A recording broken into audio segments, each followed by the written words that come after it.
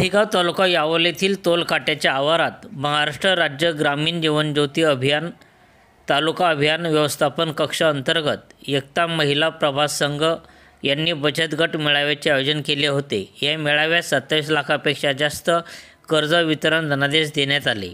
अध्यक्षस्थानी सरपंच अजय अडकमोल तर प्रमुख पाहुणे म्हणून उपसरपंच देविदास पाटील तसेच विविध बँकेचे अधिकारी यांच्यासह मुख्याध्यापक पी पाटील, मुख्याध्यापिका सरिता जाधव, पल्लवी महाजन, पुंडलिक पाटील, हेमलता महाजन, एम महाजन, सत्तार तडवी आदी मान्यवर उपस्थित होते। संघर्ष माझा न्यूजकरिता जीवन चौधरी यावल।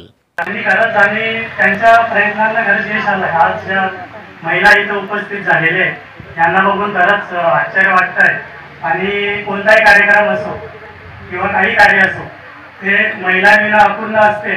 आज आम्ही ते बघून घेतलं। आम्ही ग्रामपंचायतची वार्षिक सभा होती, लवकर उरको आणि आम्हाला काय वाटलं साधारण 50-60 महिला येतील अशी आमची रात्री होती। पण इथं आल्यावर आम्ही एकदम शॉक झाले की आता काय बोलावं आणि काय थांबवायचं। एक मनात वेगळीच भीती होती। पण खरंच हा बचत गटात माझी आई सुद्धा आहे आणि बचत गटाचे भरपूर असे फायदे आहेत।